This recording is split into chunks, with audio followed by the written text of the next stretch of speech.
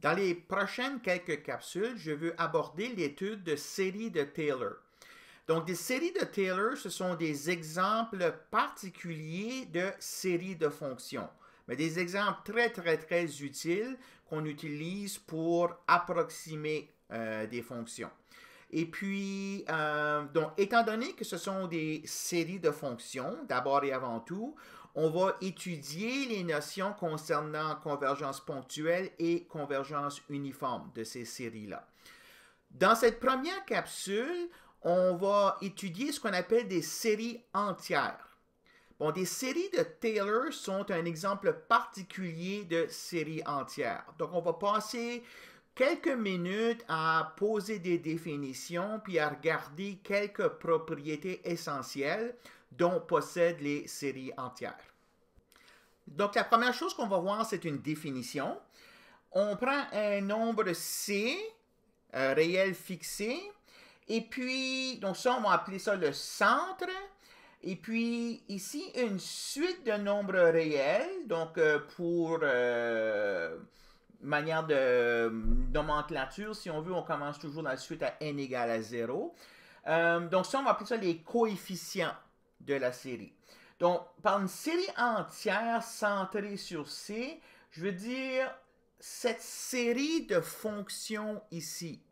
OK? Donc, les Fn, si on veut, sont les fonctions de la forme an, x moins c à la n. OK? Donc, comme je disais en introduction, une série entière, c'est un exemple particulier d'une série de fonctions. Bon, par exemple, ici, quand je prends la série x, la somme de n égale 0 à l'infini x à la n, ça c'est une série entière centrée sur 0, puis les coefficients à n sont toujours égaux à 1.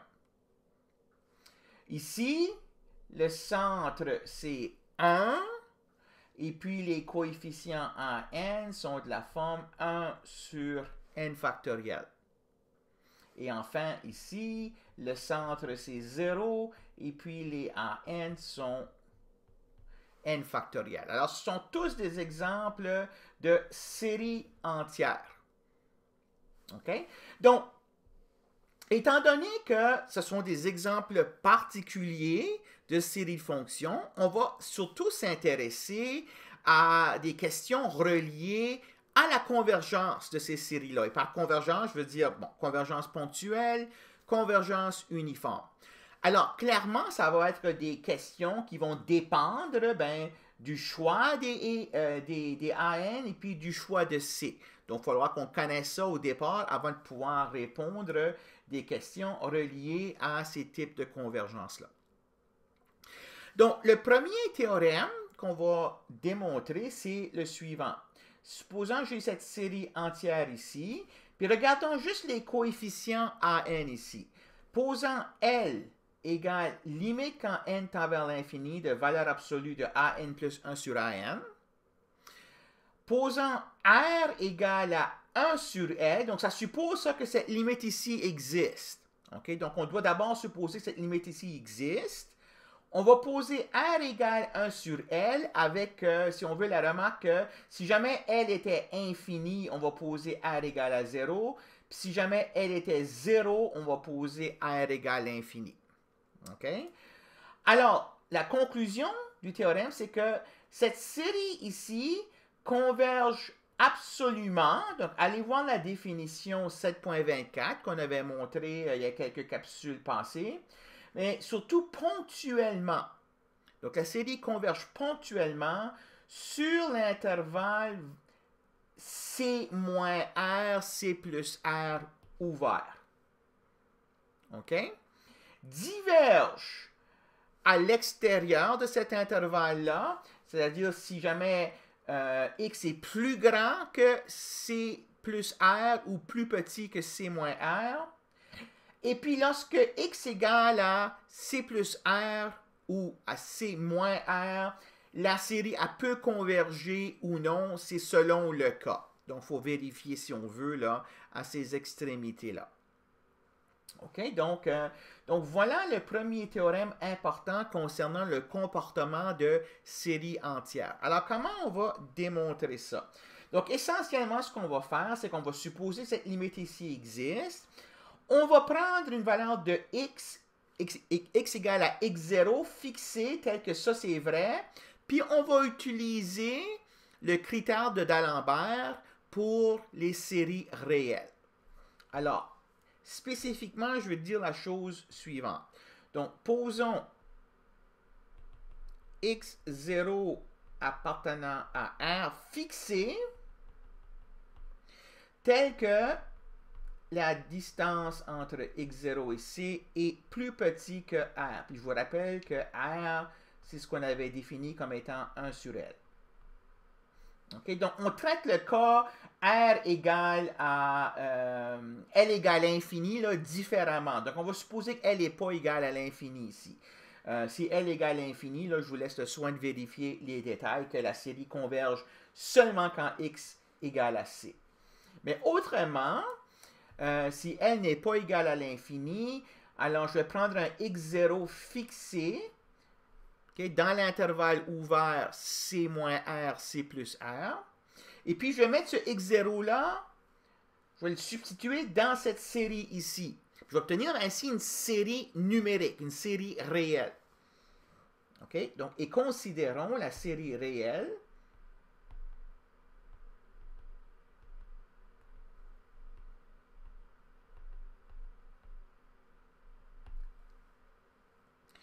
Somme de n allant de 0 à l'infini à n x0 moins c à la n. Alors, je vais prendre la valeur absolue ici pour montrer que j'ai convergence absolue. Donc, ça devient une série réelle maintenant. Donc, ce coefficient ici, là, c'est un nombre réel que j'appelle Bn. OK, donc Bn, je veux savoir si la série Bn converge. Je vais utiliser le test de D'Alembert. Donc, la limite, je vais regarder la limite quand n tend vers l'infini de Bn plus 1 sur Bn.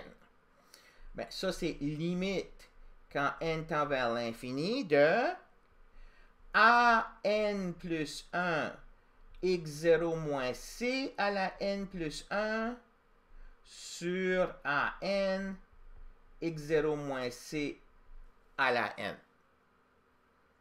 OK, donc égal limite quand n tend vers l'infini. Alors, voyez ce qui se passe ici. Je peux canceller... Oh, j'ai oublié le x0 ici. Je peux canceller x0 moins c à la n avec x0 moins c à la n ici. Puis il me reste x0 moins c en valeur absolue fois An plus 1 sur An. OK? Bon, par hypothèse, donc ceci maintenant c'est une constante. Hein, par rapport à n, là, ça c'est une constante. Et puis, donc la limite quand n tend vers l'infini de An plus 1 sur An, c'est ce qu'on avait appelé L. Donc ça, c'est égal à x0 moins c, valeur absolue, fois L. Puis x0 moins c est plus petit que 1 sur L. Alors ceci, c'est plus petit que 1 sur L fois L égale à 1. Donc, par le test de D'Alembert,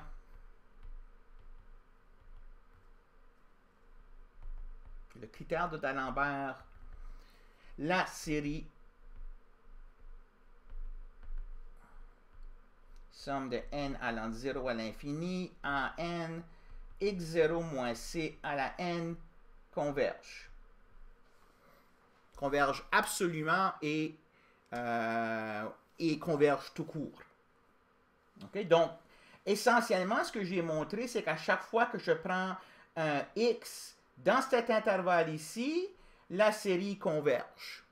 Donc, ça veut dire que j'ai convergence ponctuelle dans cet intervalle-là. Avec un raisonnement semblable, en montrant que la limite est plus grande que 1, si j'ai cette inégalité ici, je peux montrer que la série diverge. Alors ça, je laisse en exercice, là, compléter le raisonnement. Si x0 moins c est plus grand que r, série diverge.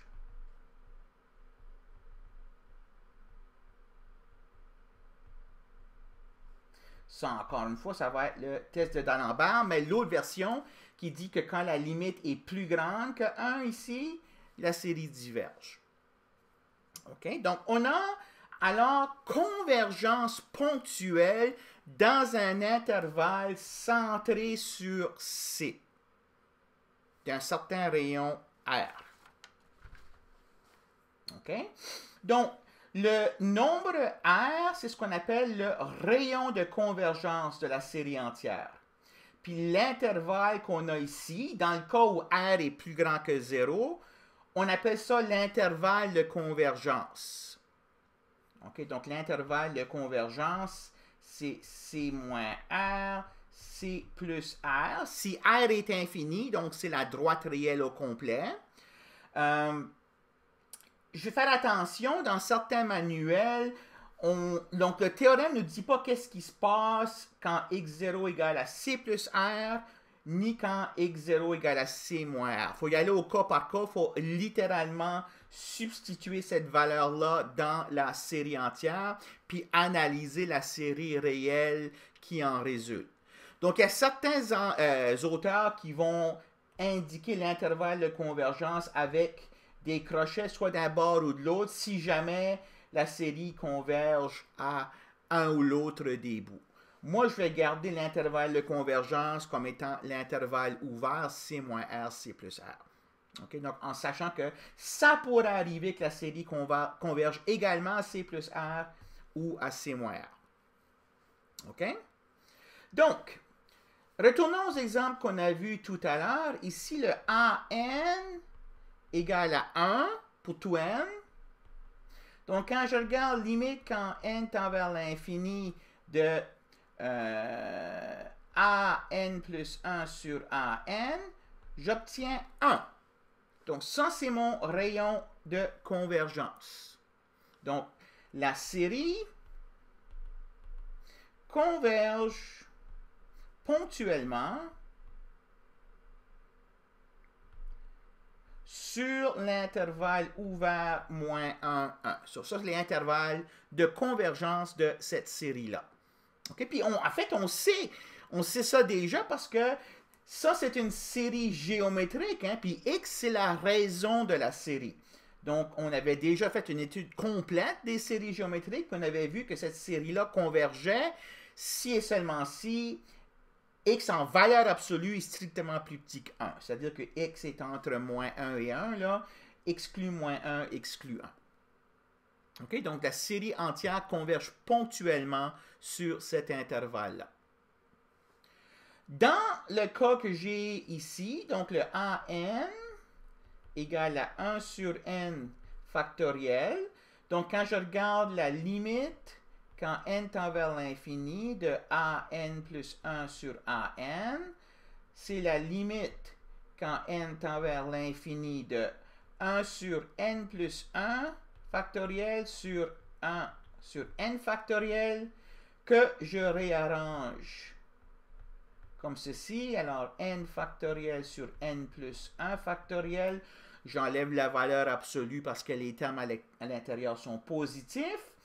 Et puis ici, alors n plus 1 factoriel, j'écris ça comme n plus 1 fois n factoriel. Les n factoriels se cancellent et j'obtiens 1 sur n plus 1. Donc limite quand n tend vers l'infini de 1 sur n plus 1, qui est égal à 0. Fait que dans ce cas-là, R égale infini, ça veut dire que la série converge ponctuellement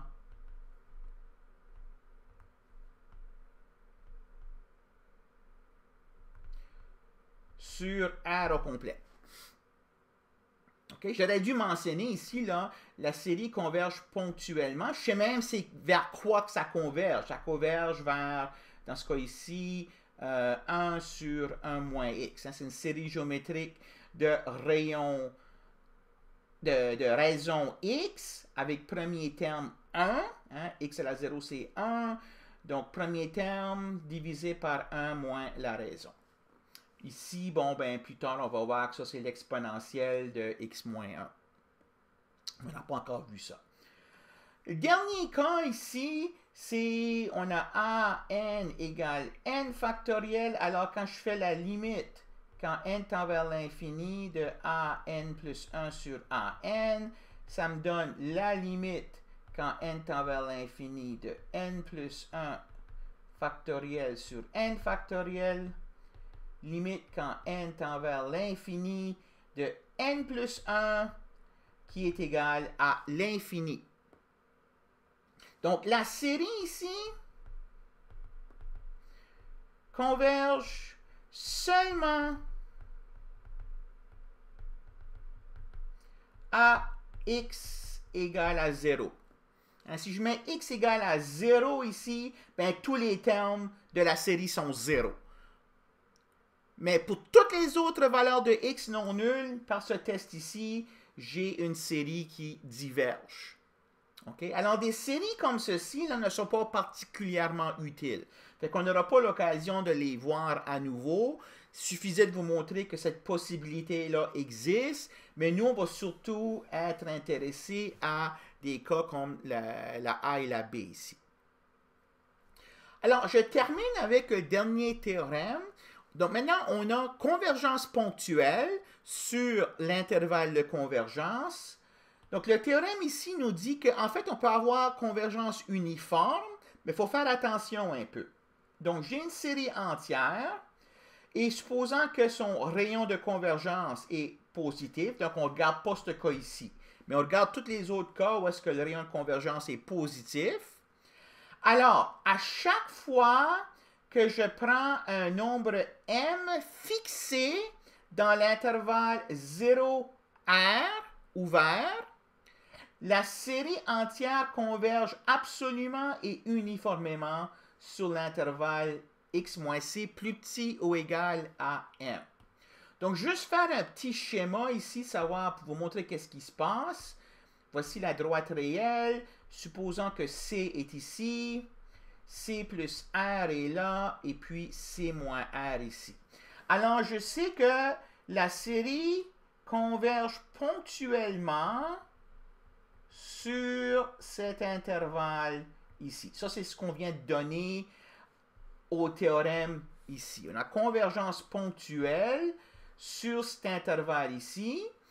Ce que ce théorème ici nous dit, c'est que à chaque fois qu'on prend un m qui satisfait ceci, si je regarde l'intervalle fermé, donc je vais faire ça ici, l'intervalle fermé, c moins m, c plus m, dans cet intervalle ici, la série converge uniformément.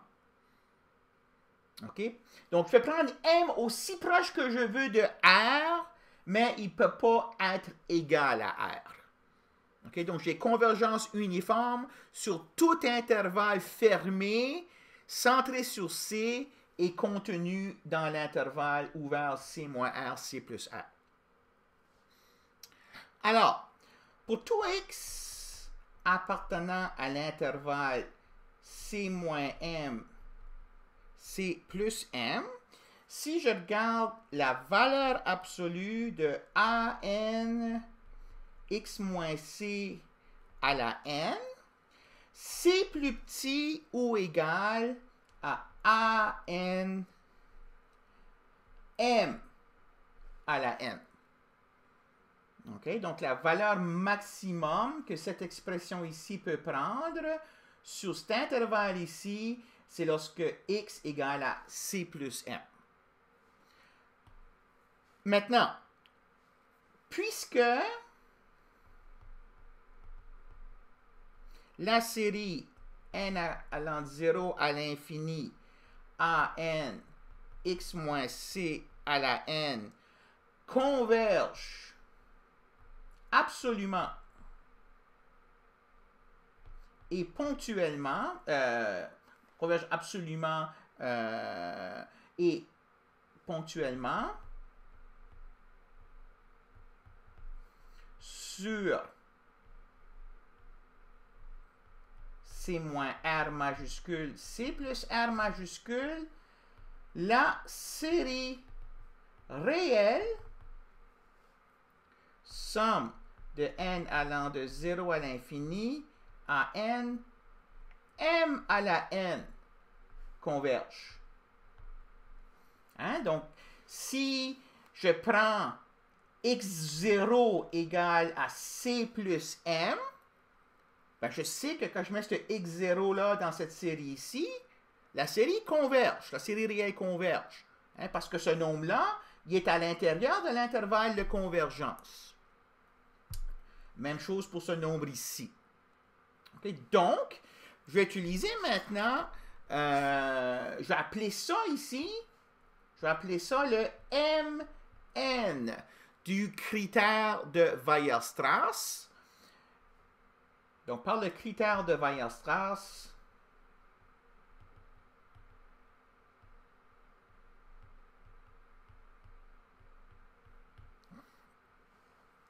la série somme de n allant de 0 à l'infini à n x moins c à la n converge uniformément sur l'intervalle c moins m, c plus m. OK? Alors, donc, des séries entières, OK, non seulement elles convergent ponctuellement sur l'intervalle de convergence, elles convergent uniformément dans tout intervalle fermé, centré sur C et contenu dans l'intervalle de convergence. Alors ça va être un résultat important qu'on va exploiter quand on va voir les séries de Taylor.